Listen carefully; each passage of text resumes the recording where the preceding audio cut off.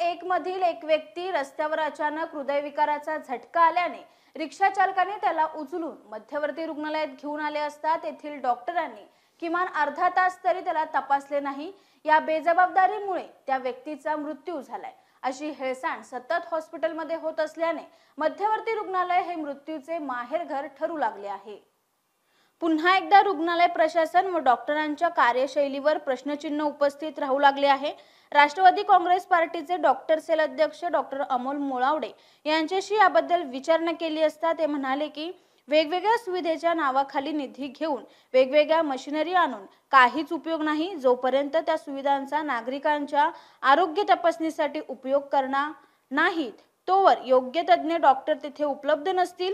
मुख्य मुद्दे हे डॉक्टरांचा अभाव आणि असलेल्या डॉक्टरांच्या कार्यक्षमतेवर प्रश्नचिन्ह हे आहेत। नव्याने आलेले जिल्हा शल्य चिकित्सक डॉक्टर बनसोडे याकडे किती लक्ष देतील हे महत्त्वाचे आहे, कारण त्यांनी आधी देखील येथे काम केलेले आहे।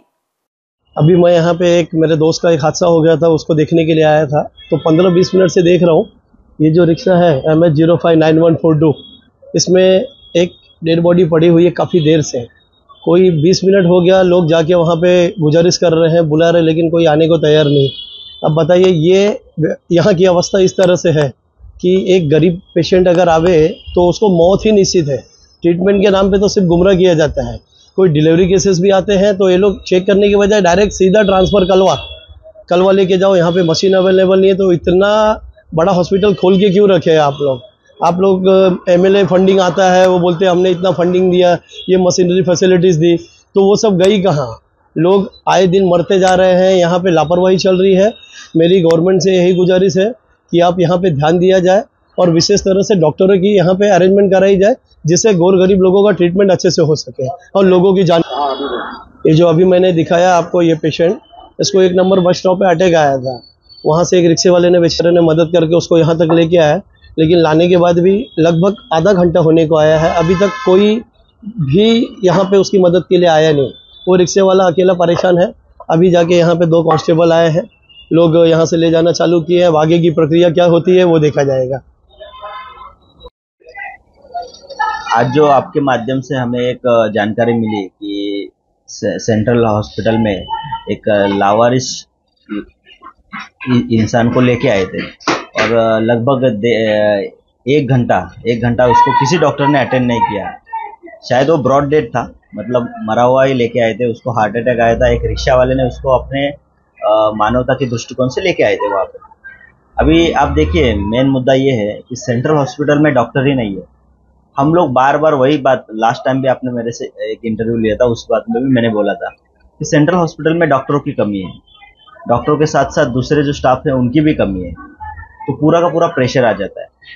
मुझे एक मुद्दे पे आपको ध्यान लेके जाना है कि अपने यहाँ पे शहर में जो सेंट्रल हॉस्पिटल है, वहाँ पे जाने वाली जो पॉपुलेशन है उसको आप देखिए। मोस्टली ये सब गांव खेड़े से आते हैं, जैसे अपने करजत साइड से, मुरबाड साइड से, इधर से आते हैं। तो उनके लिए रिस्पॉन्सिबल हम लोग नहीं है, ऐसा मुझे लगता है कि यहाँ के लोक प्रतिनिधियों का रवैया होता है, और इसके वजह से ये लोग इस बात पे ध्यान नहीं देते। कोई बोलता है हमने आमदार निधि से इतना पैसा लाया, कोई बोलता है हमने इस उतना लाया, अपना CT स्कैन मशीन लाई। सब ठीक है, मैंने भी हॉस्पिटल का ब्यौरा लिया है। जब सुधाकर शिंदे साहब अपने सिविल सर्जन थे तभी 1 घंटा मुझे पूरा मैंने देख के लिया है उसका। अंदर की व्यवस्था काफ़ी अच्छी है, लेकिन क्या करें जब CT स्कैन मशीन है लेकिन उसको ऑपरेट करने वाले डॉक्टर नहीं है। अभी आपने देखा था, आपके माध्यम से मुझे मालूम पड़ा था और सबको शहर में भी मालूम पड़ा था, जो यहाँ पे जो डॉक्टर्स है आने वाले मतलब फीस लेके आते हैं और चेक करते हैं, उनका लगभग 78 लाख रुपए के आसपास बिल था, जो पेमेंट बची हुई थी, उसकी वजह से उन्होंने स्ट्राइक किया और वो आ नहीं पाए।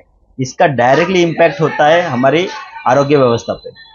मुझे लगता है ये सब हमारी सब की मिलके एक रिस्पॉन्सिबिलिटी है और इसको करना चाहिए। आज का जो प्रकार हुआ है वो इतना निंदनीय है कि एक आदमी, हम आरोग्य सेवा देते हैं कोई जो जिंदा आदमी है उसको ठीक करने के लिए, लेकिन एक आदमी वहाँ पे हार्ट अटैक आया था, शायद से वो तब जिंदा भी था, अगर जिंदा नहीं था तो भी उसकी बॉडी थी, उसको एटलीस्ट डॉक्टरों ने चेक करना चाहिए था। चेक करने के बाद में उनके जो रिलेटिव्स होते हैं उनको कांटेक्ट करके, वो तो पुलिस के काम है, वो करना चाहिए था। लेकिन हमने देखा वीडियो, आपके माध्यम से वीडियो देखा, उसमें तो वो बॉडी गाड़ी में पड़ी हुई है। हमारे अभी सब जो बोलते हैं कि मृत्यु के पश्चात बॉडी की ऐसी अवहेलना नहीं होनी चाहिए, लेकिन ये अवहेलना ही है। वहाँ पे उसकी काफ़ी लापरवाही हुई है। ये इसके लिए सभी तौर पे, सब लेवल पे प्रशासन जवाबदार है, और जो वहाँ के अभी जो नए सिविल सर्जन हैं, उन्होंने ये रिस्पॉन्सिबिलिटी लेनी चाहिए। अगर उनके डॉक्टर्स बोलते हैं कि हमारे पास स्टाफ नहीं है, तो ये कोई आंसर नहीं होता है। एटलीस्ट जो पेशेंट आपके पास आया है, जो केस आपके पास आई है, उसको आपने अटेंड करनी चाहिए। लेकिन सेंट्रल हॉस्पिटल बार बार रेफरिंग हॉस्पिटल सिद्ध हो रहा है। कोई भी पेशेंट सीरियसली यहाँ पे आता है तो ये यहाँ से कलवा भेज देते हैं। अगर नहीं, मैं तो इतना भी आरोप कर रहा हूँ कि यहाँ के जो नए नए ट्रेनी स्टूडेंट्स होते हैं या डॉक्टर्स होते हैं, उनको पहले या दूसरे दिन ही आजू बाजू के हॉस्पिटल्स का नाम मालूम पड़ता है, और वो वहाँ पे सीधा बोलते हैं कि यहाँ पे नहीं होगा, फलाना फलाना हॉस्पिटल में लेके जाइए। तो मेरा ये भी आरोप है कि यहाँ के जो सीएमओ हो या आरएमओ हो या जो भी डॉक्टर्स रहेंगे, वो लोग ही इनको या हॉस्पिटल्स का नाम बताते रहेंगे, जिसकी वजह से एक कट प्रैक्टिस भी होती है। ये इस बात पे भी आपने ध्यान देना चाहिए। तो जो पेशेंट वहाँ पे आते हैं उनको यहाँ से रेफर भी होता है। अगर गरीब है पेशेंट देखते हैं तो यहाँ पे कुछ नहीं होगा, यहाँ पे डॉक्टर्स की अवेलेबिलिटी नहीं है, इनको आगे भेजो, ये चलता है। तो ये मेरा सीरियसली एलिगेशन है, उस पर ध्यान देना चाहिए।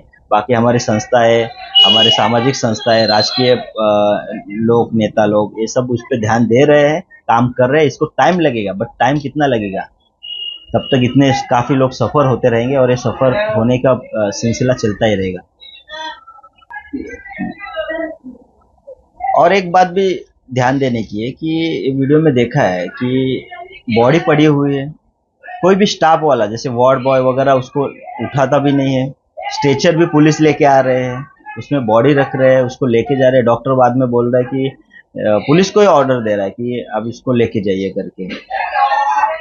तो क्या ये इस बात का द्योतक है, इस बात का हमारा है कि यहाँ पे स्टाफ नहीं है? आप कभी भी जाइए, एक स्टिंग ऑपरेशन करिए आप, और जाके देखिए, वार्ड बॉय भी वहाँ पे अवेलेबल होते हैं।